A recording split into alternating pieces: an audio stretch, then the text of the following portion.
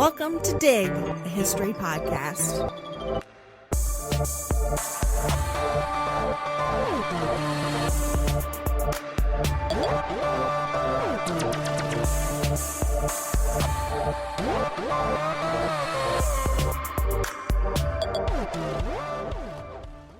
This episode contains graphic descriptions of lovemaking that may be unsuitable for young ears. Listen with care. It's the 1930s, and antiquarian Arthur Burrell is on the edge of his seat.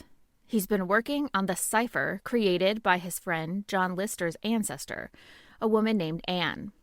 In the 1880s, John had found his great-aunt Anne's diary, nearly 8,000 pages, hidden behind a panel in his ancestral home, Shibden Hall, in Halifax, Yorkshire. Back then, he'd tried to decode the ciphered passages, but had little luck. When John Lister died in 1933 with no heirs, the home and the diaries it contained reverted to the Halifax Corporation. Burrell, a friend of the family, agreed to take another stab at deciphering the code, which contained Greek letters and algebraic symbols. And now he was on the precipice of a historical event, the significance of which he barely understood. With the self-satisfaction of a successful scholar, Burrell cracked the code and began translating the encoded portion of this woman's diary.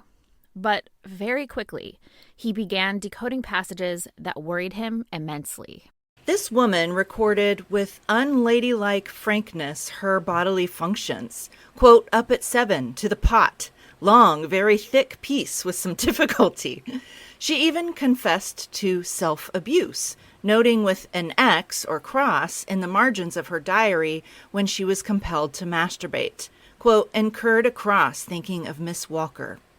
Burrell is deeply disturbed by this frankness, but nothing prepares him for the most shocking discovery.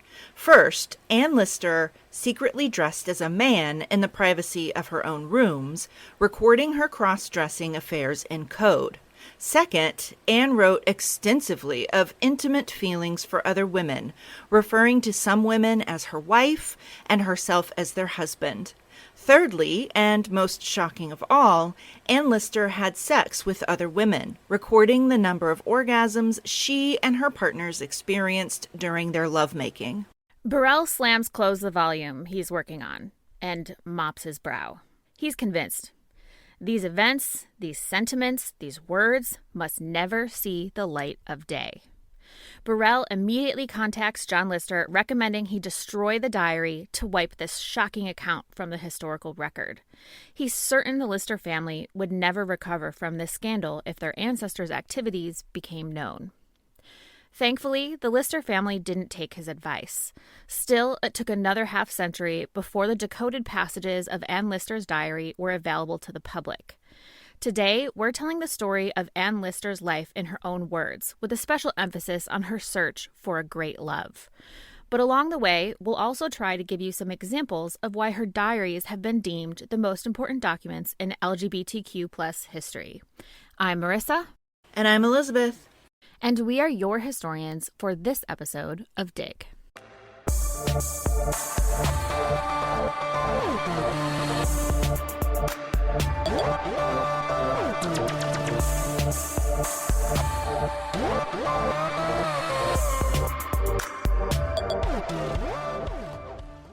We are so thankful to all of our Patreon supporters, especially our auger and excavator level patrons.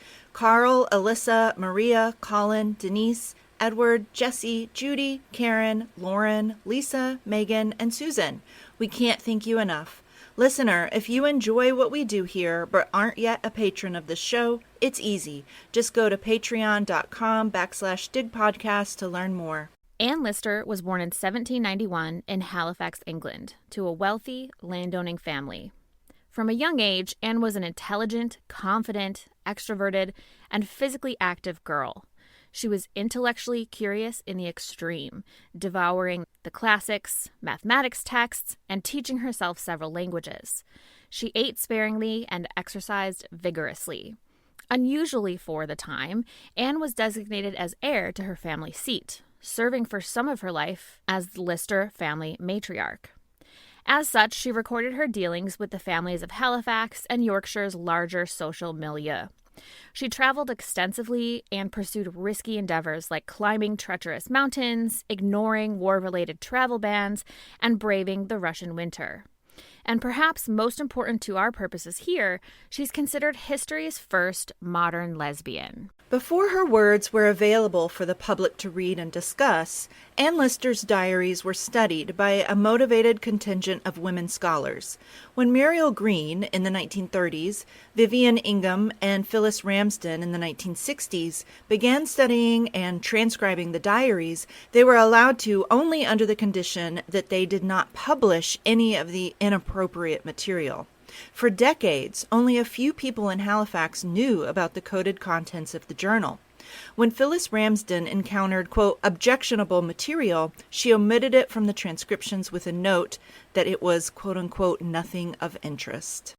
And note, we'll be focusing particularly on the nothing of interest. But this source is so rich that dozens of scholars could dedicate their careers to Anne's diary and still have material left over. Politics, hygiene, health, estate management, social customs, fashion, travel, all of these things are covered in detail, and they are worthy of study even without the juicy bits. After the women's liberation movement in the 1970s and 80s, the sensitive parts of Anne's journal were revealed to the public. Helena Whitebread and Jill Liddington transcribed, compiled, and edited massive portions of the text and published the previously unmentionable parts. And we are deeply indebted to all of these women scholars. Anne grew up in a household that encouraged her intellectual pursuits. Her uncle, James Lister, who owned Shibden Hall, recognized her sharp mind and treated her more like a son than a niece. She received an excellent education for a woman of her time, studying at the Manor School in York and later at the school in Ripon. Even as a teenager, she displayed the confidence and masculine presentation that would define her adult life, wearing black clothes, keeping her hair short, and walking with the commanding stride that earned her the local nickname Gentleman Jack. My first introduction to Anne Lister was through fiction. My favorite author of all time, Emma Donoghue, wrote a novel about Anne Lister's first love affair as a girl in a Yorkshire boarding school.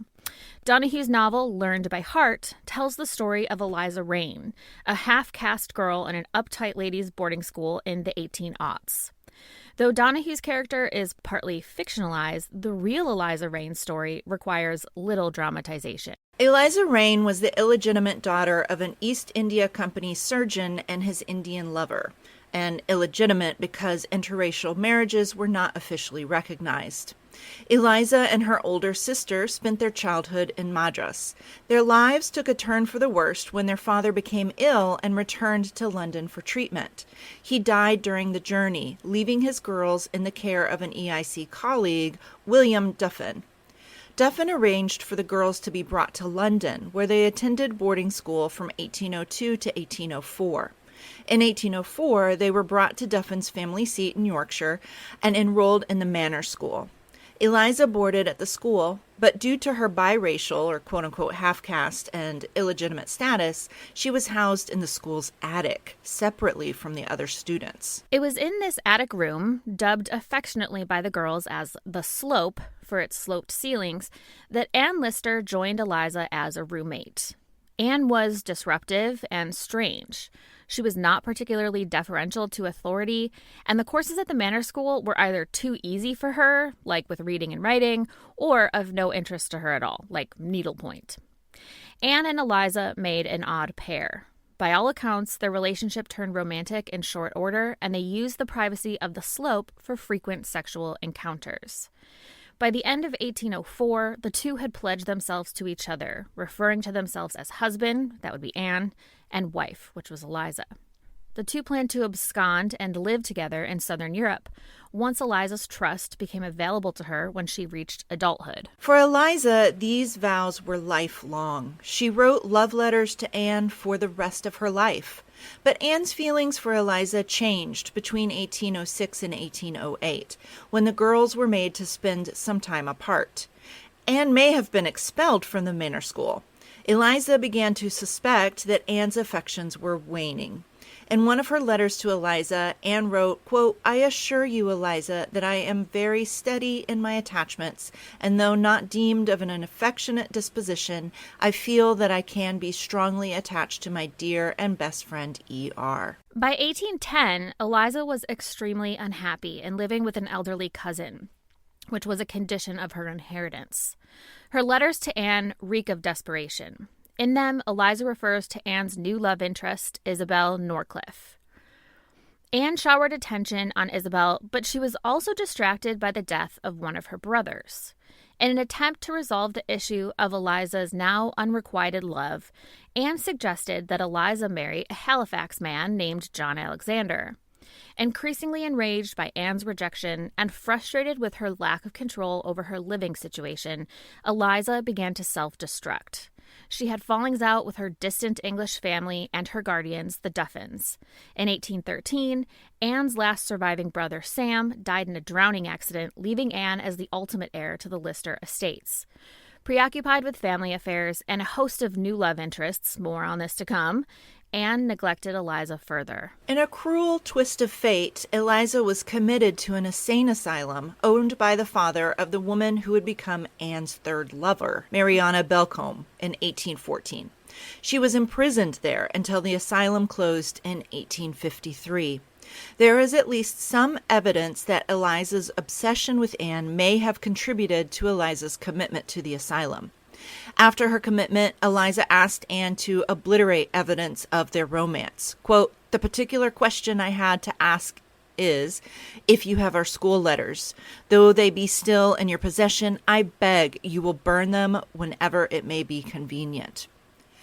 Eliza stopped writing to Anne after 1814, perhaps because it could be used as evidence of her mental illness. Anne visited Eliza at the asylum intermittently, but never returned the passion they had shared when they were young. After the asylum closed, Eliza was transferred to a house in a nearby village where she lived with her nurse until her death in 1860.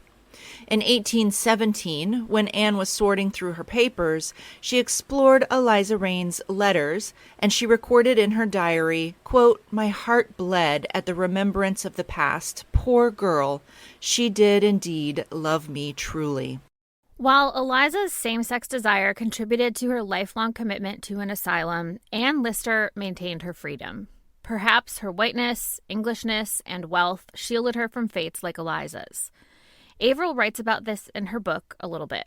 There were some men in Dublin who, through their wealth and connection with the theater and the arts, were able to live semi-openly as same-sex couples. This is also a phenomenon we see in Anne Lister's biography. Anne's same-sex desire was an open secret. Her lovers knew about her orientation, obviously, but Anne's aunt and uncle also knew. She often discussed her romantic entanglements and masculine qualities with them. She probably consulted them most about Isabel, or Tib Norcliffe, with whom Anne had an on-again, off-again relationship for almost her entire adult life. Anne was always looking for a permanent relationship, someone who would not only be her lover, but also her companion, helpmate, and financial stability.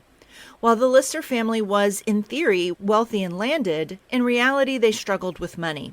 Anne's aunts and uncles had no heirs, so her father was likely to inherit the family seat eventually. But he was eccentric, erratic, and incompetent with money. He bankrupted his nuclear family several times over. The Lister estate had potential to bring in good income, but it needed refurbishment and careful management. Anne Lister seemed to be the only family member who was capable of this.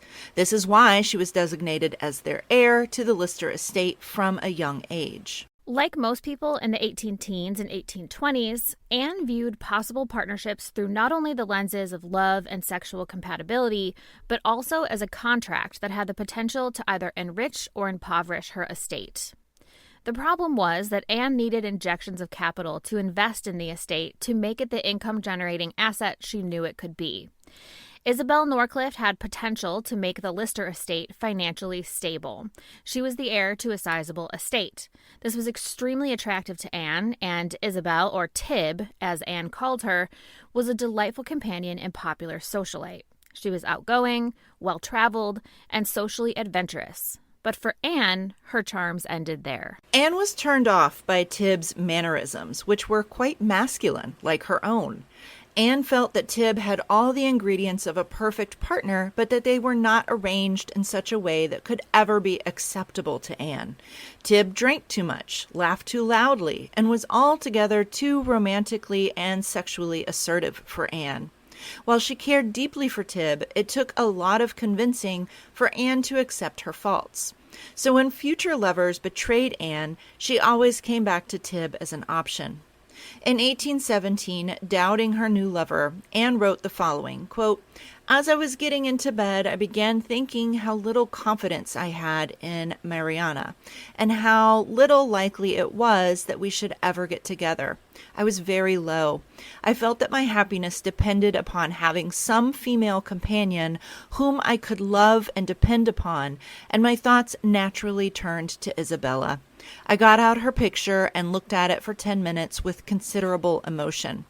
I almost wished to persuade myself I could so manage her temper as to be happy with her." Unfortunately for Tib, who seems to have favored a life partnership with Anne, it was not meant to be. There were just too many impediments for Anne to overcome. Anne sometimes complained about sex with Tib. Quote, "A good kiss last night, but she will make me be constantly feeling her, putting my finger up, etc., though I do it as little as I can help. She is too fond of gross language," end quote. Ultimately, Anne was just not sexually attracted to a masked woman. Referring to her own masculine nature, Anne said, quote, "Mr. Lally had been visiting at Moortown last September and said he would as soon turn a man loose in the house as me. As for Miss Norcliffe, 2 Jacks would not suit together," end quote. Still, Anne and Tib remained intimate friends and occasional lovers for the rest of Anne's life. Tib was crucial to Anne's life in another way, however. She is responsible for introducing Anne Lister to Mariana Belcombe around 1812. Anne was infatuated by Mariana from the start. After falling for Mariana, Anne went back to Tib for intermittent roles in the Hay, but she was always compared unfavorably to Mariana. By 1826, Anne was ready to move on from Tib permanently. Quote, "A kiss last night of Isabella, perhaps I may never have another." A kiss was Anne's euphemism for sex leading to orgasm. So when she says she gave someone 2 kisses or they gave her 3, she was referring to orgasms from same-sex sex. Yeah, it's kind of a weird thing. Like, she's using kiss to mean, F, like to mean sex, but she actually always counts the number of orgasms. So good for her, as one should. Thinking about. Oh, as she should. Yeah. So, one of Anne's complaints about Tib was that she was not one of the uninitiated. Anne preferred women who were sexually inexperienced. In 1818, Anne complained about Tib, quote, "She has seen a great deal of vice abroad and heard a great deal of loose conversation. Her mind is not pure enough for me, but time must tell," end quote. Mariana Belcombe, especially when they were first introduced in 1812, had the requisite innocence and inexperience that Anne preferred. Mariana Belcombe's family did not have a long pedigree, but they were respectable enough. Her father, Dr. William Belcombe, was a physician who served as a surgeon in the Royal Navy during the American Revolution. After he was decommissioned, he moved his family to continental Europe. He and his wife had 1 son and 5 daughters. Mariana was the middle daughter, born in 1788, which made her 1 year older than Anne Lister. Anne was immediately taken with Mariana. She gushed about Mariana to Tib, quote, "She is indeed a charming girl, and from the real worth of her character has gained no mean portion of my esteem and regard. Yet all good mental qualities aside, your friend is a sweet-looking girl," end quote. We suspect that Anne and Mariana began a sexual relationship in December of 1812 during a visit to York. After the York visit, the two began a semi-long-distance affair. Mariana lived in London and Anne lived in Halifax, but both traveled extensively. During 1813, they wrote each other 60 letters. In 1814, Anne received 87 letters from Mariana. Unfortunately, these letters and the diaries from these years were burned. They were burned by Anne at Mariana's request. Based on the surviving diaries and letters, we can infer that these were passionate love letters. We can also assume that they had a robust sexual relationship. In later life, the two had sex several times per day whenever they were together. And it was good sex. Anne would later write, quote, "No one has ever given me kisses like hers." Her later dalliances with Mariana, which we'll get into in a bit, were recorded in cipher, which Anne called crypt hand. Anne described one night of passion thusly, quote, "To last night, M spoke in the very act. Ah, she said, can you ever love anyone else? She knows how to heighten the pleasure of our intercourse. She often murmurs, oh, how delicious, just at the very moment. All her kisses are good ones." Mariana called Anne her Freddie, and according to the diaries, Mariana ignored Anne's menstruation and preferred her in men's clothing. During this time, Anne's last surviving brother died by the drowning, as we had mentioned above, right? So Anne's aunts and uncles turned to Anne to continue on the Lister legacy. They were entirely aware that Anne was unlikely to marry a man. Anne wrote about conversations she had with him about her sexual orientation. Quote, "I love and only love the fairer sex, and thus, beloved by them in turn, my heart revolts from any other love but theirs." End quote. So her family decided to experimentally designate her as heir and to move her into Shibden Hall, the family seat, so she could learn about the running of the estate. By early 1815, however, there was trouble in paradise. Mariana was being pursued by a wealthy older suitor, Charles Lawton of Lawton Hall. And to Anne's horror, Mariana was encouraging the courtship. Anne raged bitterly in her journal for years about what she saw as Mariana choosing wealth and comfort over love. Quote, "Never was so wretched in my life. Beginning of 1815, whatever might be her regard for me, it is very plain it bore but a very subservient portion to her regard for the good things of this world. I was in love, or surely I could not have been so blinded and acted with such doting folly. Oh, that I then could have given her up without a struggle." The early months of 1815 were a mere taste of the heartbreak Anne was to suffer for the rest of her life. Anne tried her hardest to convince Mariana to give up the scheme, citing their mutual love as the primary motivation. For a brief few months, Mariana gave in, postponing her nuptials.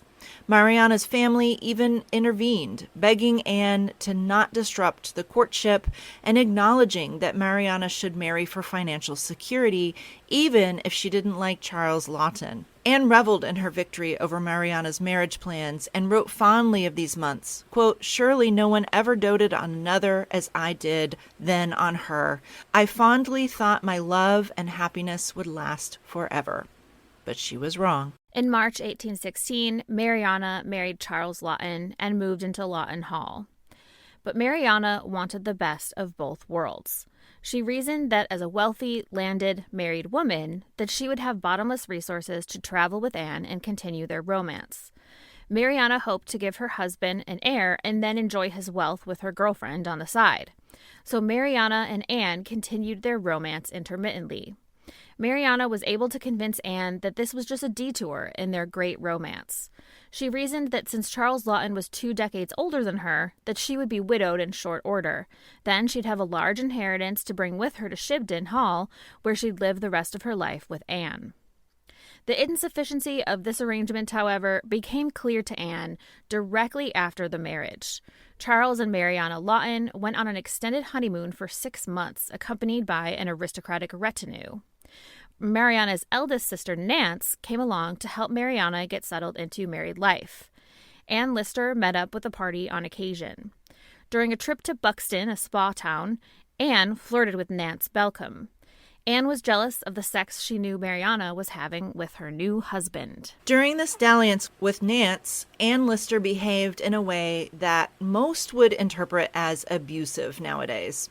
After flirting with Nance all day, the two slept in the same bed and stayed up all night chatting. Anne told Nance that she only loved women and could never have feelings for a man. Nance, a very sympathetic soul, cried for Anne. The next morning, Anne berated her for believing her speech the night before, saying it was in jest. Nance was captivated by Anne and made arrangements to visit Shibden Hall in a couple of months. During that visit, Nance and Anne slept in the same bed, and Anne continued to coerce Nance into sex. The two stayed up all night, and at 4 a.m., Anne finally admitted her sexual orientation to Nance.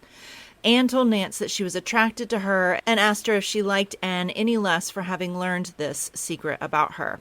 Nance answered her with a kiss, an actual kiss this time.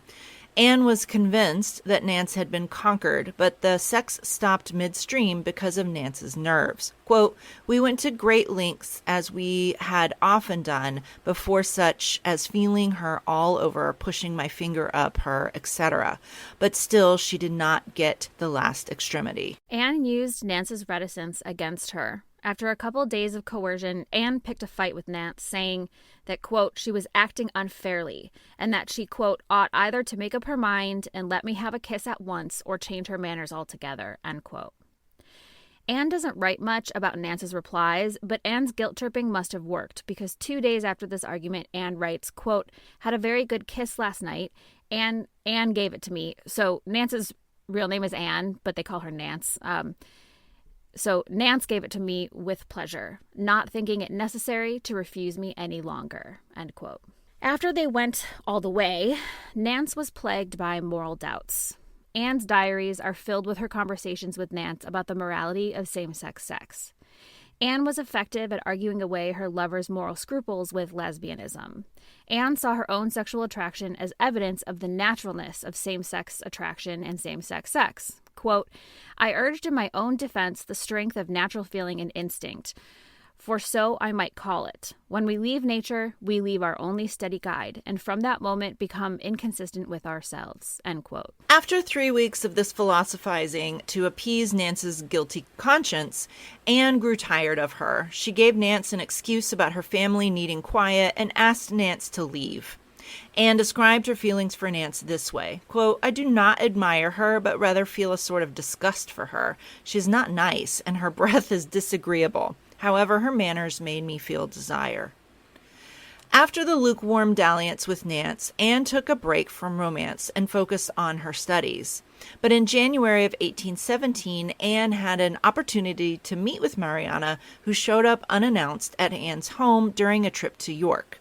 The two ate dinner with Anne's family and then went back to Mariana's hotel for a romantic interlude. They spent the night and much of the next day together before Mariana went off to York. Mariana promised Anne that she would stop for another liaison on her way home from York in 2 weeks' time. Right, so keep in mind that Anne is also sleeping with Mariana's sister, right? And Mariana doesn't know this. But in the meantime, disaster struck. Mariana's husband, Charles Lawton, intercepted a love letter Anne had written to his wife. The letter contained professions of love, admissions of sexual activity, and perhaps worst of all, their hopes of Charles's early demise so they could live happily ever after on Charles's money. Mariana appeared a few days later than expected at Shibden Hall to deliver this disastrous news. Charles forbade Mariana from seeing Anne, and it appeared as if he planned to screen Anne's letters to his wife. To avoid his prying eyes, Mariana learned Anne's crypt hand. Anne was no longer welcome at Lawton Hall, and the two women struggled to plan regular meetings. Mariana promised to visit Shibden Hall covertly once per year, but it appeared as if their plans to carry on their affair under Charles's nose was not going to happen. After a blissful but heartbreaking 4 days together, the two parted. In the wake of Mariana's bad news, Anne rededicated herself to her studying, attending lectures and diary writing. Her diary seemed to be, in some sense, therapeutic for her. Quote, "What a comfort are my journals, how I can write in crypt all as it really is, and throw it off my mind and console myself. Thank God for it." There is no evidence that Anne ever told Mariana about her dalliances with her older sister Nance.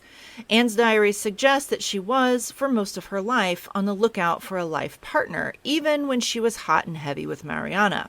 She and Mariana would renew their dedication to each other several times during Anne's lifetime, but Anne was always torn about whether she should wait for Mariana, and in the end, she decided not to. All this time, Anne still kept Tib waiting in the wings. Now, we'll move on to discuss the rest of Anne's romances, but keep in mind that both Mariana and Tib will continue to pop up in her life. Tib as a deep friendship and lukewarm romance Anne wished she wanted to continue because it would make life simpler, and Mariana as her one great love who betrayed her by marrying a man. One of Anne's entries during this time demonstrates how torn she was about her love life. Quote, "In the morning and part of the afternoon, got nearly to the bottom of a third page of my letter to Isabella. What a labor! For fear of saying too much, I know not what to say, and now such gets my trembling confidence in Mariana that I begin to feel some difficulty even in writing to her. I have not made use of consonants in my 2 last letters, nor have I said anything particularly affectionate. What will be my fate between these 2? At least perhaps I shall ultimately have neither of them. I should be much happier if I could really feel settled in a choice that was in every respect advisable." End quote. In August of 1817, Anne was deep into her single girl summer when a woman in the same scientific lectures caught her eye. Miss Brown, dubbed Callista in Anne's journals, was a few years younger than Anne and from a socially inferior family. Due to this fact, Anne never truly considered seducing and pursuing Miss Brown, but she fantasized about her for the next few years. 2 days after they met, Anne wrote, quote, "Did nothing but dream of Miss Brown, and though I awoke at 6, yet had not resolution to get up, but lay dozing and thinking of the fair charmer. She is certainly very pretty. She seemed evidently not displeased with my attention, and I have felt all possible inclination to be as foolish as I ever was in former days.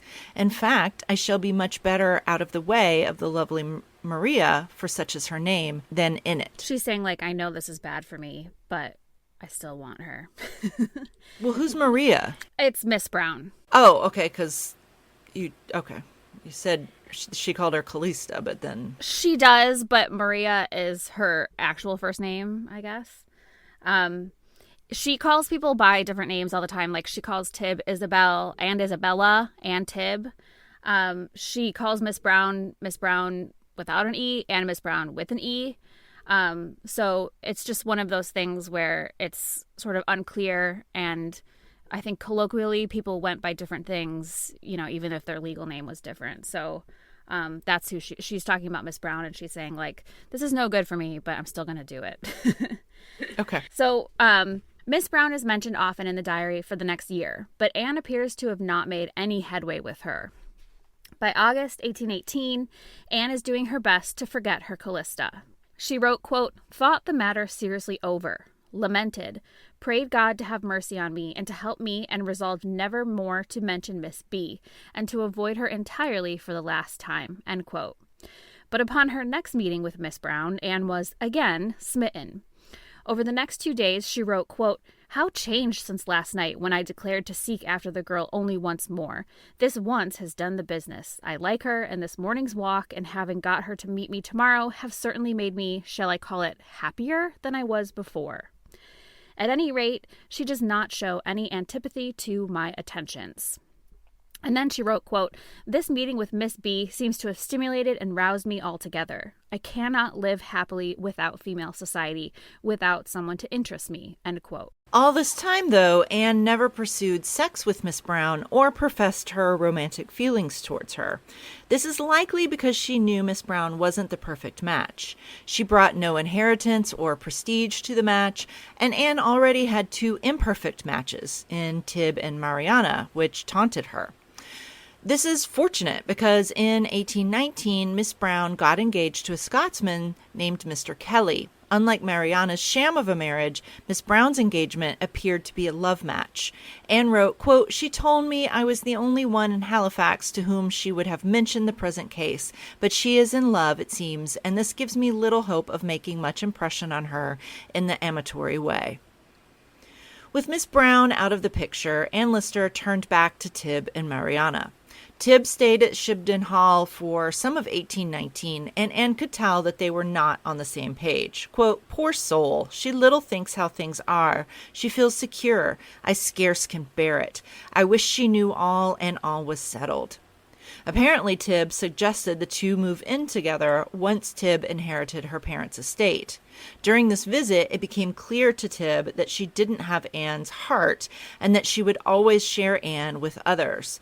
Perhaps as a way of showing that she understood the ground rules, Tim, Anne, and Miss Brown, whose family was visiting, shared cheeky kisses in the Shibden Hall garden. And there's a television show called Gentleman Jack about Anne Lister, and these cheeky kisses are like one of the focal points of the show, and it's called Kissgate. So Anne's doubts about Tib grew during this visit. She witnessed Tib's excessive drinking with disgust and complained constantly about her manners. The two were experiencing trouble in their sex life as well. For example, Anne recorded what happened when she propositioned Tib one night. Quote, "Tib was going to sleep, but I would have a kiss. She says it gives her a pain in the back. I feel towards her differently, more coolly than I did. I cannot feel that she is or ever can be all to me I want and wish." End quote. Anne was quickly reminded why she and Tib did better as friends. Well, friends who had occasional sex, obviously. So, at the same time, Mariana appeared to fall deeper into married life. Anne lamented, quote, "I suppose she is more comfortable now with C." Remember, that's Mariana's husband, Charles. "She has her carriage and the luxuries of life and thinks proportionately less of me." End quote. Anne never really forgave Mariana for choosing financial security over a life with her, which is interesting because Anne also based her romantic decisions on financial security and social status. However, Mariana lived rent-free in Anne's head. When Anne saw Mariana in person for the first time in 2 years, they interrogated each other about their sex lives. Anne just had to know how often Mariana had sex with her husband. And for anyone who's curious, she guessed about 20 times per year. Anne kept her own sexual activities with Tib, Nance, and almost Miss Brown to herself. Anne was enraged by Mariana's sexual activities with her husband, Charles Lawton, writing, quote, "I felt that she was another man's wife." Yeah, she was, Anne. This is interesting because it shows another man that, in Anne's mind, she was a man. And others felt the same. Anne wrote in her diary, quote, "The people generally remark as I pass along how much I am like a man." One time, as she walked down the street, a stranger observed her and yelled, "That's a man!" And his companion yelled out, "Does your cock stand?" When Anne visited York, prostitutes solicited her as they did the men. Sometimes Anne even fantasized about being a man, quote, "supposing myself in men's clothes and having a penis, though nothing more." Anne often wrote about trying on men's clothes and sitting in her room with them on. She once wrote, quote, "began this morning to sit before breakfast in my drawers put on with gentlemen's braces." The horror, right. And so all of this stuff she is writing in cipher. So if any person was going to read her diary, they would just read the boring bits, and then the juicy bits are in cipher. And that's actually really helpful too, because it tells scholars what Anne perceived to be acceptable to the public and what wasn't, if that makes sense. These wearing gentlemen's braces or whatever, which I think means like pants, was not acceptable. That was in cipher. So in a pre-identity politics society, it's hard to say what this really means. If Anne lived today, would she be trans, non-binary, or a butch lesbian maybe? We can't know. But what's interesting is that her loved ones and even her casual acquaintances seemed willing to concede that she was quite masculine. And women who had never had any other same-sex attractions, Mariana, Nance, Miss Brown, and several others, were attracted to Anne. It suggests that queer history is a lot more complex and that queerness was more common than we assume. That assumption comes from the lack of documentary evidence in most cases. Historical queer people often did not record their feelings or their encounters, right, because it wasn't safe. Those who did destroyed them before their deaths. Those few that survived their author's death were destroyed by families out of shame. That's why Anne's diary is so incredibly important. It gives us insight into a reality that many want to deny. There have always been, and there always will be, queer people. Okay, back to Anne's anger at Mariana for having sex with her own husband. Anne goes on to compare Mariana's arrangement with her husband as legal prostitution. Petulantly, Anne refused Mariana sex the first night that they spent together to make the extent of her displeasure clear. But Anne could not hold out for long. Quote, "From the kiss she gave me, it seemed as if she loved me as fondly as ever. By and by, we seemed to drop asleep. But, by and by, I perceived she would like another kiss, and she whispered, 'Come again a bit, Freddie.' For a little while I pretended to sleep. In fact, it was inconvenient. But soon I got up a second time, again took off, went to her a second time, and in spite of it all, she really gave me pleasure." Anne and Mariana were able to meet again in the spring of 1820. The two sorted through their letters to each other over the years, and Anne allowed Mariana to read her diary entries from the years when Mariana first got married. Anne even confessed her obsession with Miss Brown. So this is really the first time that Anne confessed any of her other sort of loves, I guess, to Mariana. Mariana was overcome with guilt and jealousy. Quote, "She grieved over what I had suffered and would never doubt me again." End quote. This emotional encounter sparked a renewal of their love. Anne wrote, quote, "Sat up lovemaking. She conjured me to be faithful, to consider myself as married, and always to act to other women as if I was M's husband." End quote. Anne decided to, quote, "now begin to think and act as if she were indeed my wife," end quote. But when Mariana asked her to verbalize a promise to her and only her, Anne avoided answering. A few months later, Tib's father died, and Mariana went into a tailspin, concerned that Anne would forget their promise to each other and sleep with Tib, or more, to comfort her. Mariana wrote, quote, "My Fred, will this melancholy event make any difference to you or me? I shall not lose you, my husband, shall I? Oh, no, no. You will not, cannot forget I am your constant, faithful, and affectionate wife." These reminders incensed Anne, and to be fair, Mariana was free to sleep with her husband whenever she wanted. So Anne rebelled a bit, writing that she felt, quote, "as much at liberty as ever." Right, so Mariana is saying to her, like, remember, you promised me, and Anne is just like, I'm going to do whatever I want. It's really interesting to see what Anne says to other people versus what she writes in her diary. And you can see, like, you know, she's like, okay, well, I have to make Mariana feel secure, but actually I'm going to do this, right? So this was apparently true that she felt at liberty because in October of 1820, Anne Lister visited Tib at her family seat, Langton Hall. Immediately, Anne clocked a woman named Mary Valence, who she had met years before. Miss Valence was enamored with Anne and asked Anne to visit her room late at night. Anne was supposed to be sharing Tib's bed with her, but she sneaked out and found Miss Valence's room. The two were in the early stages of lovemaking when Tib crashed into the room looking for Anne. Anne, quote, got quit of Tib, meaning she got rid of her, and went back to Miss Valence, who was, according to her maid, suffering from a complaint that Anne took to mean she was aroused. Quote, Burnett, the maid, says her, meaning Miss Valence's complaint, is quite on her nerves. I know it is, and I am the best doctor. I soon found out what was the matter, kissed and put my tongue in while I had the 3 fingers of my right hand pushed as far as they would go up there, end quote. It continues, but we'll leave the rest to your imagination. Tib and Anne's relationship may have been an open secret among Tib's family because Tib's sister Charlotte berated Anne for her attentions to Miss Valence. After Charlotte's protests, Anne turned her attentions away from Miss Valence and towards a newly arrived guest, Nance Belcombe. And remember, Nance is Mariana's oldest sister, whom Anne coerced into sex years before. Anne again seduced Nance, but became quickly annoyed with Nance's moral scruples as before. She also didn't desire Nance as much as she did Miss Valence. So poor Nance suffers a lot of criticism in Anne's diary. Anne continues on this path of chase and conquer during her entire visit to Langdon. Sometime after her sex with Nance, another Belcombe sister arrives at Langdon, evidence that this was quite an interconnected social circle. Henrietta Belcombe was the second sister, just below Nance and above Mariana. though by this time she was referred to as Mrs. Milne because she'd married Lieutenant Colonel Milne of York. It's unclear how far Anne's seduction of Mrs. Milne went, but we know that Anne spent hours every night in Mrs. Milne's room.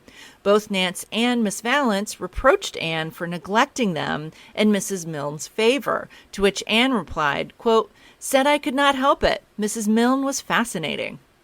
Before the visit was over, Anne also purportedly turned her attentions to the youngest Belcombe sister, Louisa. Good gosh.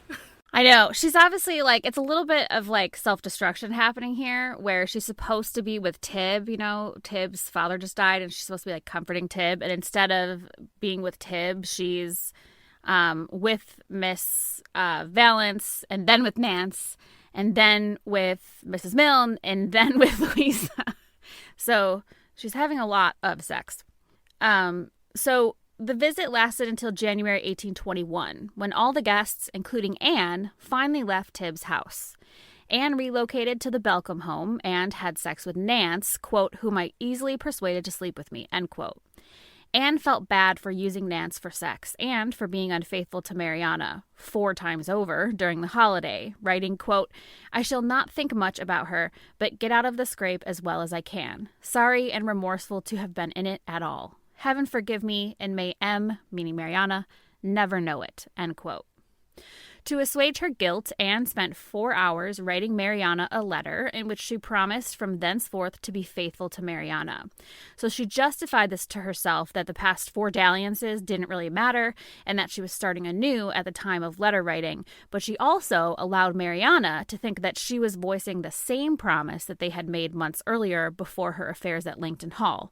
Mariana, not knowing anything about Anne's escapades at Langton, received her words as affirming their earlier oath. So Mariana just read her words and she was like, oh, she is affirming. She is promised to me. Anne was sort of playing a game. She said, well, from this point forward, I'm promised to you, meaning after all the stuff she already did at Langton Hall. But Mariana didn't know about any of that stuff, so Mariana thought she was just kind of repeating the earlier vow. In July of 1821, Mariana and Anne were able to meet again for the christening of Mariana's niece. They took the opportunity to perform a nuptial ceremony, of course not legal in Britain at the time. They, as a couple, became Mariana's niece's godmothers. Anne and Mariana, thinking of themselves as newlyweds, made love during this trip. Unfortunately, it was during this trip that Anne contracted venereal disease from Mariana, who purportedly contracted it from her husband Charles, who had had some affairs. Mariana's brother Stephen, the father of her new goddaughter, was a physician, so Anne approached him discreetly with the "I have a friend who is suffering these symptoms" trick.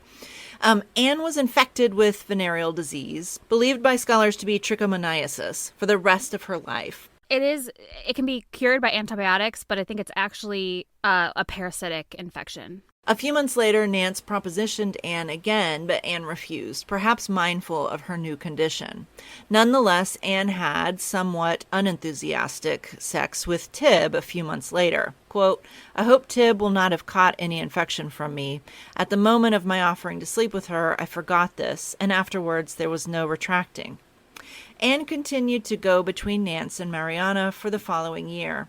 Tib was available and always willing. Mariana was harder for her to spend time with and was still considered her great love. In 1822, Anne and her aunt, who was also named Anne, there's 10 people named Anne, so I try to make it as not confusing as possible.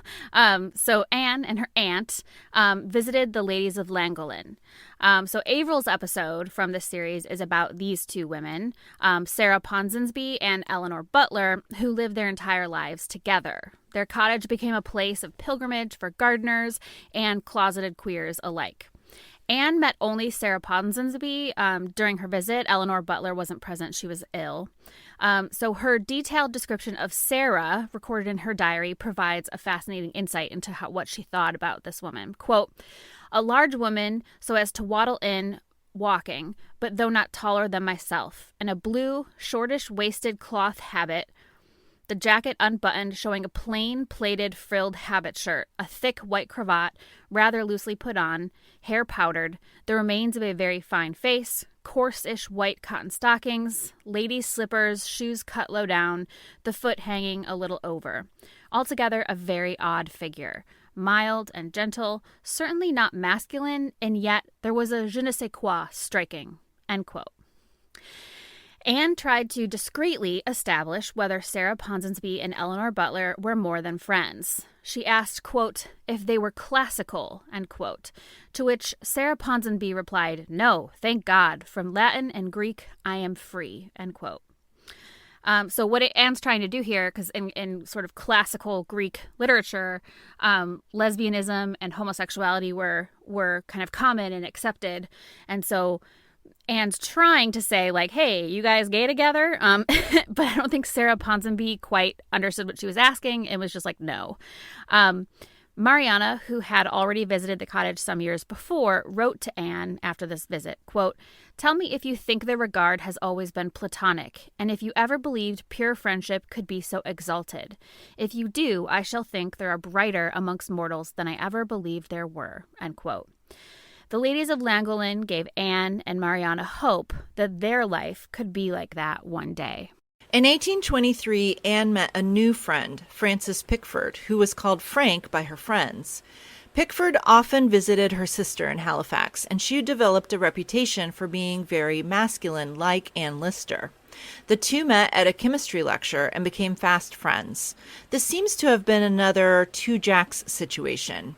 Anne wrote about Frank, quote, "I wish you would care a little more about dress, at least not wear such an old-fashioned, short-waisted fright of a brown habit," which is a men's jacket, "with yellow metal buttons." Her friendship with Frank affirmed what Anne thought she already knew, that she was into feminine women. Unlike Frank, quote, "I would rather have a pretty girl to flirt with. She is clever for a lady, but her style of manner and character do not naturally suit me. She is not lovable." Frank, on the other hand, was romantically interested in Anne. To ward off Frank's advances, Anne had to pretend to be asexual. Frank even outright admitted her feelings for women to Anne. Stone-faced, Anne denied having similar feelings. Frank didn't believe her, so Anne eventually conceded that her sexual orientation was theoretical, while Frank's was actually a practicing desire of the female sex. And this was obviously a lie. And Frank didn't really believe it either. Anne kept up the act until Frank left town. Anne was satisfied with how she had handled the situation. She said, quote, or she wrote, quote, "I am now let into her secret, and she forever barred from mine. Are there more Miss Pickfords in the world than I have ever before thought of?" That's an interesting insight. Like, just how common is this really, you know? Yeah, exactly. And like Halifax is like a small town. It's not like, you know, like London or something. It's a very, very small town. So the fact that there were other, like, what we would call, I guess, butch lesbians around tells us that it was more common than we thought, even in the 1820s, you know? So it's really strange, at least to me, it's really strange that Anne behaved this way. So she and Frank could have been confidants, right? In a world where women like them desperately needed it. Strangely, they remained friends, but they never spoke of their sexuality again. Apparently, Anne was not looking for friendship and a confidant. She wanted a very femme, lifelong romantic partner, one with an inheritance and social capital that would improve even her own elite standing. With Frank gone, Anne went back to Tib and Mariana. By 1823, Anne Lister's relationship with her two closest companions was reaching a crisis point. Tib's excessive snuff-taking and drinking alienated the very health-conscious Anne, and Mariana's continued marriage was frustrating. Perhaps the most damaging was the venereal disease scandal we mentioned earlier that had by this time created a painful chain of infection. Charles Lawton had contracted the disease from a servant, passed it to Mariana, who transmitted it to Anne, who then infected Isabella, creating ongoing shame and tension between all three women. Meanwhile, Anne was deeply mortified on a trip to Scarborough in 1823 by Mariana's criticisms of her masculine appearance, and Mariana had expressed reservations about their unconventional relationship becoming public knowledge. Anne felt totally and utterly rejected by her great love. These mounting pressures led Anne to a profound disillusionment with both relationships. She wrote, quote, "It has taught me that, though Mariana loves me, it is without that beautiful romance of sentiment that all my soul desires. But mine are not affections to be returned in this world." Anne told Mariana, quote, "I always considered your marriage legal prostitution." Despite Tibb's devotion, her drinking and snuff-taking made her an increasingly unappealing life partner. The crisis reached its climax in 1824 when Anne decided to travel to Paris, both to escape these painful dynamics and to seek medical treatment for her venereal complaint. During her time abroad, Anne met Maria Barlow, the daughter of a captain and American Revolutionary War veteran. He fought on the Loyalist side. Mrs. Barlow was also the widow of Frederick Barlow, a slain lieutenant colonel who'd been killed in the Battle of Salamanca in 1812. She had a 12-year-old daughter. Anne and Mrs. Barlow took an instant liking to each other. When Anne first laid eyes on her, she noticed that Mrs. Barlow had, quote, "a nice little figure," and made sure to shoot a glance, quote, "directed at her bosom," end quote. Anne recorded their first sexual encounters, which took place 3 weeks after they met. Quote, "I had kissed and pressed Mrs. B on my knee till I had a complete fit of passion. My knees and thighs shook, my breathing and everything told her what was the matter. She said she did me no good. I said it was a little headache and I could go to sleep. I then leaned on her bosom and pretended to sleep, kept pottering about and rubbing the surface of her queer," which Anne uses the word queer to refer to a vulva. Then made several gentle efforts to put my hand up her petticoats, which, however, she prevented. But she so crossed her legs and leaned against me that I put my hand over and grubbled her on the outside of her petticoats till she was evidently a little excited, end quote. So they grubbled means like, fondle on top of your clothes, basically. During her months with Mrs. Barlow, Anne began to see Mariana as provincial and financially burdensome. Anne and Mrs. Barlow continued to advance their sexual relationship. After a few months, they decided to move in together and into Paris apartments.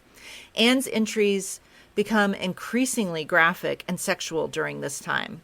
One of the more tame entries read, quote, "Kept the candle burning last night for some time after getting into bed, hoping to see her, but she would not let me. She had a cup of tea in bed, and we grubbled," so sexual touching over clothes, again just before getting up. Finally, she let me put my head under the clothes, kiss the top of her queer, and look at her. But after a few months in their Paris apartment, Anne became disenchanted with Mrs. Barlow for reasons that seem to be related to Anne Lister's own gender identity. We'll read the entire entry here because the context may be important, so heads up, the descriptions are sexually graphic. If you're into that, read the Mrs. Barlow parts of Anne's diary for sure. If you're not, you've been warned. So this is one of the last times that Anne and Mrs. Barlow made love. Quote, "A strong excitement last night just after getting into bed. She said again this morning it was the best she had ever had. A very good one an hour before we got up, slumbering all the while afterwards. On getting out of bed, she suddenly touched my queer," remember that means vulva. "I started back. 'Ah,' she said, 'that is because you are a pucelle. I must undo that. I can give you relief. I must do to you as you did to me.'" So basically, Mrs. Brown is offering to return the favor to Anne. "I liked not this, and said she astonished me. She asked if I was angry. No, merely astonished. However, I found I could not easily make her understand my feelings on the subject, and I dropped the matter altogether. Mariana would not make such a speech. This is womanizing me too much. Mariana will suit me better. I cannot do much for Mrs. B except with my finger. I am more sure of going on well with Mariana, who is contented with having myself next to her." End quote. So essentially, Anne's sort of talking about how she likes to be, I guess what we would nowadays call the top. Like, she likes to be the one doing things to the other person, and that's what she gets pleasure out of. And then when Mrs. Barlow tried to be the top, she was all like, "Ew, gross. No, like that, you're treating me like I'm a woman." And it's like, well, you are a woman, but, she didn't really feel like a typical woman, right? So Anne left Mrs. Barlow immediately after this and instead pursued a fling with Madame de Rosny, which is the Duchess de Berry, who was like this, famous French aristocrat who occasionally had sex with women, and Anne just slept with her for several weeks. Anne returned to Yorkshire in 1828. This period marked the beginning of the end of the intense triangular relationship that had dominated Anne's emotional life: Tib, Anne, Mariana. Though Anne continued to have occasional sex and occasional romantic renewals with Mariana over the next few years, she no longer believed in their future plans together. Anne removed Mariana from her will and finally severed the relationship entirely in 1828, a few months after her return to England. Anne also distanced herself from Tib, reasoning that Tib was self-destructing with alcohol. They remained friends and had a few more sexual encounters, but Tib appears to have given up her campaign for Anne's partnership, giving Anne the freedom to find her wife once and for all. By 1832, Anne was 41 years old, and she was taking her role as heir to the Shibden estate more seriously than ever. She had had 2 more false starts with 2 potential great loves. Anne Lister chose these 2 women with their inheritance and social standing in mind. Sabella Maclean was a Scottish aristocrat whom Anne seduced by letter from 1825 to 1829. Their correspondence became more promising for Anne in 1828 when they agreed to meet. Anne traveled to Edinburgh, where she and Sabella became lovers. Anne was trying to convince the Maclean family to let Sabella move into Shibden with her when Sabella died from consumption in 1830. Anne then pursued a relationship with a British aristocrat named Vere Hobart. Vere was sophisticated, educated, and elegant, with enviable connections to the high society circles in which Anne aspired to move. Vere was the cousin of Lord and Lady Stuart de Rothsay, the British ambassador in Paris. The relationship was characterized by Anne's passionate pursuit and Vere's gentle but firm rejection. Anne did a lot of fruitless sweet-talking by the fire, a lot of sitting too close to Vere on the sofa, a lot of listening longingly to her playing sentimental songs on the piano, and a lot of getting absolutely nowhere.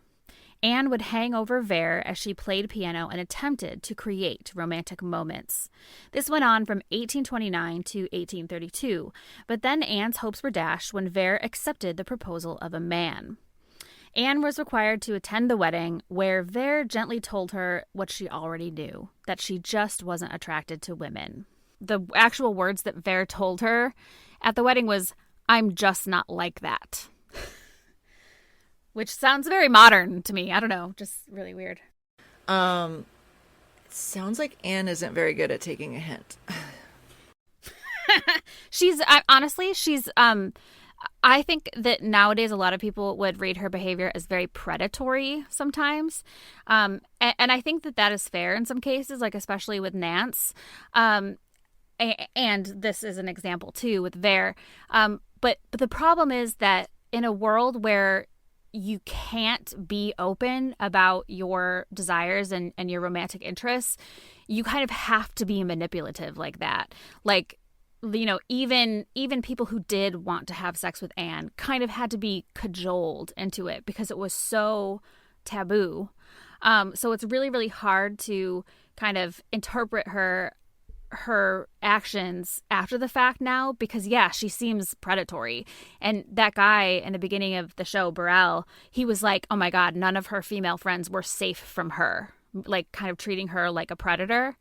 But also there wasn't the option of her just being like, hey, who wants to be gay with me? Like that wasn't even an option. Yeah, good points. Anne's search for the perfect companion finally ended in 1834 when she realized that her great love had been under her nose all of this time. Anne Walker was the wealthy heiress who lived on the estate next door.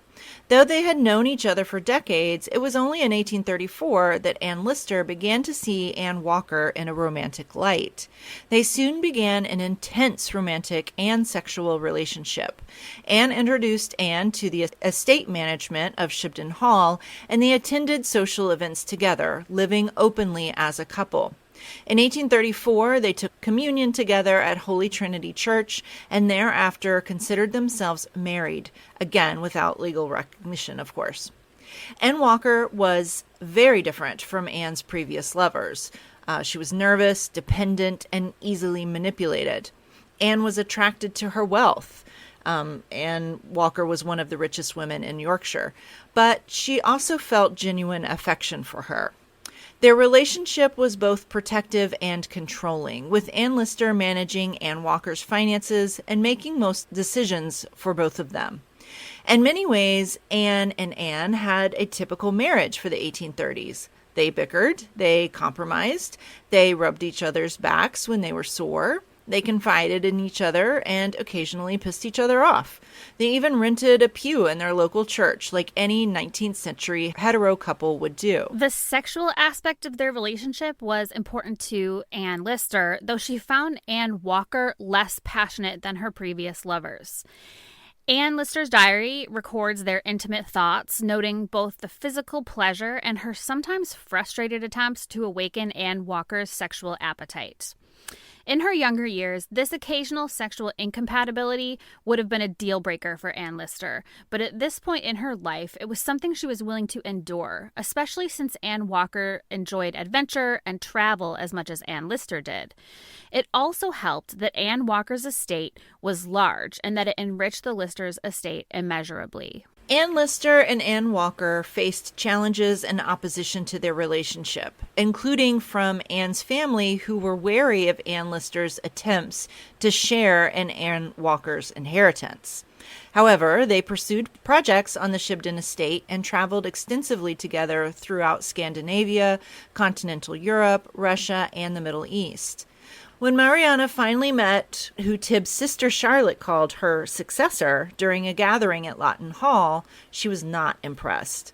Indeed, Mariana attempted to seduce Anne Lister one morning during the visit. Anne wrote, quote, "She could not get over her love for me, but I behaved with perfect propriety." It appears as if Anne Lister had finally found the woman who won her loyalty, even when she was tempted by the woman that she once called her great love. If only Anne and Anne had had more years together, they might have succeeded in modeling themselves after the ladies of Langland. But it was not meant to be. Tragically, in 1840, at age 49, Anne Lister died of a fever while traveling in the Caucasus Mountains with Anne. After Anne's death, Anne Walker took on the arduous task of returning her remains to Halifax, which took 6 months. After return to Shibden, Walker faced legal disputes over the division of their estate. Anne Walker was, in 1843, declared of unsound mind and made to live in the care of relatives. And this begs the question of whether Anne Walker, like Eliza Reign, was vulnerable to mental illness, or at least accusations of mental illness, because of her unusual partnership with Anne Lister. Amongst Anne Lister's friends, Anne Walker was regarded as a widow, but the Walker family and British society at large never acknowledged their marriage. Being unable to mourn her life partner publicly must have taken a toll on her, and sadly, Anne Walker died in 1854. What makes Anne's diaries so invaluable to LGBTQ plus history isn't just their explicit documentation of same-sex relationships. It's their revelation of a fully realized queer life. Anne didn't just exist in the shadows. She owned property, she managed estates, she traveled the world, and she formed deep, lasting relationships. She saw herself as a husband to her wives, dressed in men's clothing in private, and navigated the complex social dynamics of 19th century England while remaining fundamentally true to herself, which, when you think about it, it's just shocking that she was able to do that. Her story also reminds us how precarious queer history can be. If Arthur Burrell had succeeded in his mission to destroy these diaries, we would have lost one of the most complete records of LGBTQ plus life from this era. Instead, thanks to the Lister family's ultimate decision to preserve them and the dedicated work of scholars like Helena Whitbread and Jill Liddington, we have this extraordinary window into a world we might never have known existed. Anne Lister's legacy extends far beyond her romantic relationships. She was a scholar, a traveler, a businesswoman, and a pioneer who refused to accept the limitations society placed on her gender and sexuality. Her coded diary entries prove that LGBTQ plus people have always been here, have always loved deeply, and have always found ways to create meaningful lives, even when, perhaps especially when, the world told them they couldn't. In preserving Anne's story, we preserve something essential about the human experience, that love finds a way, that authenticity demands courage, and that sometimes the most radical act is simply living as yourself. Thank you so much for joining us today. As always, we invite you to follow us on Blue Sky and Instagram at dig_history. If you have a comment or question or want to share some kind words with us, you can always email us at hello@digpodcast.org. We love listener mail. If you're an educator, we've got a compendium of episodes that you can use in the classroom and free teaching resources, including full lesson plans, on our website at digpodcast.org. You'll also find full bibliographies, the scripts of all our episodes, resources, and a link to our swag store at digpodcast.org. Thank you. Bye. Bye. Bye.